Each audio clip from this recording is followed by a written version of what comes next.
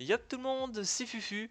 On se retrouve aujourd'hui pour une nouvelle vidéo pour les analyses donc des deux nouveaux persos donc qui sont Frodin et Meliodas Losvein. Voilà deux personnages plutôt intéressants, mais surtout voilà le Meliodas qui est juste incroyable. On va pouvoir le voir donc dans cette vidéo, on va en parler, on va en discuter.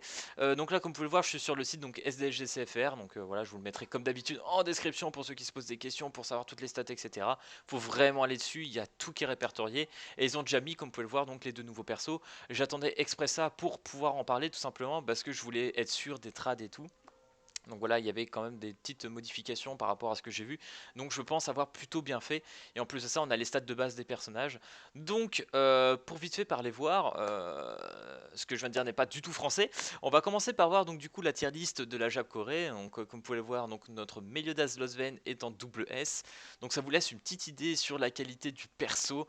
Bien évidemment, je vous remettrai aussi le live où NeoApp a eu la gentillesse de m'inviter dans son live, voilà pour regarder le live de Ned Marble. Donc franchement, vous pourrez voir nos réactions et tout, c'est un truc de fou. Là, là, franchement, ce Meliodas, quand on l'a vu, on a fait waouh, incroyable. Donc double S, on va voir pourquoi. Et en rang B, donc ils ont choisi de mettre en rang B le Frodrin. Euh, donc le Dreyfus, comme vous voulez. Frodin, je sais même pas s'il y a vraiment un R, je le prononce jamais celui-là, moi je dis Frodin, mais bon. Du coup, ouais, Rambé, il a des compétences qui ont l'air chouettes, mais ça manque de pourcentage pour être vraiment offensif. En fait, le personnage va pas faire tant de dégâts que ça, malgré les compétences qui pourraient le souhaiter à ce niveau-là. Mais on va regarder ça. Du coup, on va commencer par le Meliodas Losvein. Voilà. Si je vous conseille d'invoquer, c'est vraiment lui. En plus, le portail est à 4%, donc quand même plus de chances de drop du SSR. Donc c'est aussi une occasion d'avoir plus de SSR. Donc franchement, je dis pas non. Et en plus de ça, dans le portail, il y a derrière rouge. Donc pour ceux qui comme moi n'ont pas eu derrière, ça peut être une occasion de se rattraper à ce niveau-là. Donc voilà. Donc du coup, comme vous pouvez le voir, le Meliodas a été noté donc double S en PvE, double S en PvP. Très bon aussi pour le démon rouge, Crimson, démon gris, etc. Pas trop. Mais voilà, ça peut se comprendre. PvE, vu les sorts du perso, je peux comprendre. Vu qu'il augmente les compétences grâce à son passif qu'on va voir après, ça augmente ses rangs de cartes. Donc ça, c'est vraiment OP. Et en plus de ça, il a des bonnes stats sur les cartes. Donc du coup, il va faire beaucoup de dégâts. Et vu qu'il prend des critiques, ça augmente les jauges. Bah laissez tomber les gars, ça augmente les rangs, etc. Donc ça va être pété. Et en PvP aussi, on va avoir très peur, je pense, d'attaquer le Meliodas. En fait, peur de lui mettre une critique tout simplement, mais vous allez comprendre pourquoi. Du coup, premier sort du Meliodas, donc inflige 240% de dégâts à l'ennemi, donc à 3 étoiles on a 500%, donc vraiment très très belle stat.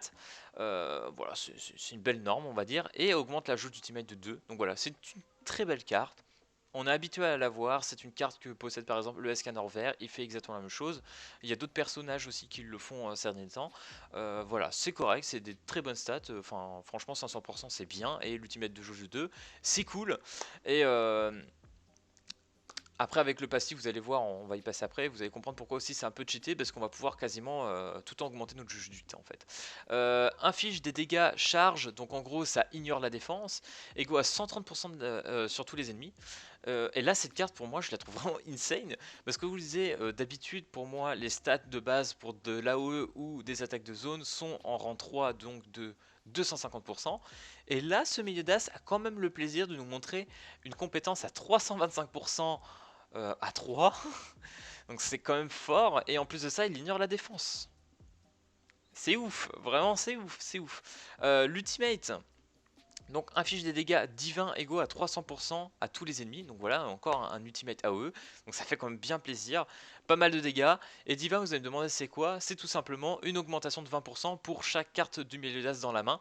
Donc ça c'est plutôt bon. Moi franchement je trouve ça bien. Voilà, c'est un peu la raison pour laquelle ils l'ont mis à 300% et pas un peu plus fort, hein. Voilà, comme on pourrait voir sur d'autres personnages qui font l'AOE. Je peux comprendre, vraiment. On peut monter assez haut malgré tout avec des cartes dans les mains. Avec un peu de chance. Mais bon, ça fera quand même assez de dégâts. Multiplicateur 30%, donc voilà, on est à 450% à full. Donc, et en plus, si on critique, parce que vous allez voir quand même, c'est assez fou. On va parler du skill vite fait, le passif. Donc voilà, ça, le passif, regardez-le bien. C'est vraiment ce qui fait le perso. Je pense que pendant la vidéo, il y en a qui ont du look vite fait en même temps que j'en parlais. Mais en gros, quand ce personnage reçoit un coup critique, augmente de 1, rend ses skills. Donc voilà, vous avez compris, si vous avez un skill rang 1, que vous prenez en PVP, en PVE, n'importe où, une critique d'un personnage, vous allez augmenter, que ce soit votre deuxième sort, votre premier sort, etc. Vous allez l'augmenter à chaque fois de 1 rang. Et s'il prend plusieurs critiques, vous allez monter vite, rang 3. Et en plus de ça, si vous jouez un Gozer dans la team, mais laissez tomber, ça va être n'importe quoi.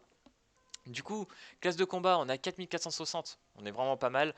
Attaque 560, là on a vraiment, enfin franchement, 560 d'attaque, c'est très bien, c'est correct, c'est très très bon.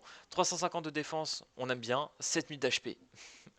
Il est quand même, il est quand même bien tanky en plus. Perforation, on est à 40%, donc pourquoi pas. Mais en vrai, les gars, perforation, on s'en fout un peu parce que quand tu sais que là, on ignore la défense, voilà, hein, clairement. Résistance 70%, donc franchement, déjà, il tank pas mal, hein, on va être honnête. Taux de régène 0%, bon, ça au pire aux F, mais là, chance de critique 70%. C'est pété. Vous avez 70% de chance d'infliger une critique sur vos sorts. C'est ouf, 70%, c'est une très grosse stat, c'est plus d'une chance sur deux, hein. C'est ouf. Donc oui, vous allez faire très très mal. Et en plus de ça, les dégâts critiques sont à 170%. Donc là aussi, on a quand même une hausse de valeur en dégâts critiques qui sont quand même assez hautes. Résistance critique 0%, voilà, donc assez classique. Défense critique 60% et taux de récup 0. Voilà, ça c'est correct, mais franchement la fiche de stat elle est très très belle, elle est vraiment très très belle. Et vraiment la raison pour laquelle je vous disais voilà on va augmenter toute notre jauge, c'est tout simplement que bah dès que vous allez prendre une critique, bah boum vous savez que vous allez augmenter déjà de 1 quoi. Donc ouais voilà vraiment c'est trop fort, et en plus en PvE ça va être tout le temps le cas. Et comme je vous disais si vous jouez un Gozer, bah c'est fini, voilà, il n'y a plus rien sur le PvE, sur le PvP, c'est clean, c'est propre quoi. Démons, etc. Je sais pas trop si vous allez pouvoir profiter du passif, mais ceci étant, le personnage va faire quand même beaucoup de dégâts, donc ça suffira amplement pour être utile pour les démons. Du coup, on va regarder maintenant pour Frodin ou Dreyfus, comme vous préférez, Dreyfus, etc. Donc notre global, plutôt utile en PvE, malgré qu'il a un passif PvP, apparemment il serait B, donc très moyen PvP. Bon, pour les démons, ça se comprend, on va voir pour la suite. Donc pour les statistiques, là par exemple, vous allez voir 3400. 3500, on a perdu beaucoup. Voilà, en classe de combat, on a perdu quand même beaucoup comparé au Meliodas. Donc là, à 500, on a perdu 60 points de dégâts. On a gagné par contre 20 def, on a perdu 500 PV, 10% de perforation, donc c'est pas ouf. Résistance, on a 50%, ça va. Taux de régénération 10%, ok. Chance de critique 5%, ça fait mal au cul ça. Dégâts critiques, etc. Donc voilà, OSEF, hein, vraiment... les statistiques déjà du perso sont très moyennes. C'est pas nul, mais c'est très moyen. Donc première compétence, inflige des dégâts égaux à 180% des dégâts à l'ennemi. Donc extorsion qui en gros réduit les stats de l'ennemi et ça augmente notre propre stack. Donc en gros c'est un peu un vol, on va dire on vole un peu les stats pour augmenter les nôtres. Je pense que ça doit être un truc un peu dans le style. Donc voilà, donc pour 20%, l'attaque et la défense pendant un tour, et puis vous l'augmentez, donc voilà, par exemple 3 étoiles, on a 250%, voilà, moyenne stat, mais par contre, voilà, si vous mettez extorsion, vous allez quand même enlever des stats à l'ennemi, et vous allez gagner 50% du coup en plus, j'imagine, de stats sur l'attaque et la défense, donc c'est vraiment pas mal, et pendant 2 tours, donc c'est quand même assez intéressant. Après voilà, c'est seulement 2 tours, et il faut une carte LV3 ou LV2 vraiment pour que ça devienne assez intéressant. Avant c'est pas ouf, et même imaginons en 2 tours, est-ce que vous allez vraiment avoir le temps de claquer des cartes de Dreyfus, sachant qu'en plus de ça le personnage bah en stade de base c'est pas incroyable, donc c'est pas dit qu'il fasse tant de dégâts que ça en fait. Parce que bon, on augmente les stats de base, ok, mais vu que les multiplicateurs sont pas incroyables, bah il va peut-être pas faire tant de dégâts que ça, et au final il va avoir juste des dégâts assez normaux quoi. Donc du coup, deuxième sort inflige des dégâts égaux à 140%, donc sur tous les ennemis. Et malheureusement, 3 étoiles c'est 210%, donc vraiment pour de la OE là on est quand même assez bas, on va pas mettre beaucoup de dégâts, hein. Il enlève les buffs donc sur l'ennemi et les postures, donc ça par contre c'est quand même pas trop mal vu les derniers persos qu'on a eu. Mais voilà, c'est pas ce qu'on cherche non plus. Par contre l'ultimate je l'aime bien, inflige des dégâts égaux à 630%, donc c'est quand même très haut comme valeur, et enlève 3 jauges d'ultimate. Voilà, c'est du solo target, 630%, c'est quand même bien. Si vous l'avez max à fond, ce qu'à mon avis je ne ferai jamais, mais voilà, 945%, vous êtes quasiment en one shot, hein. C'est même sûr vous one shotez l'ennemi avec ça, mais bon.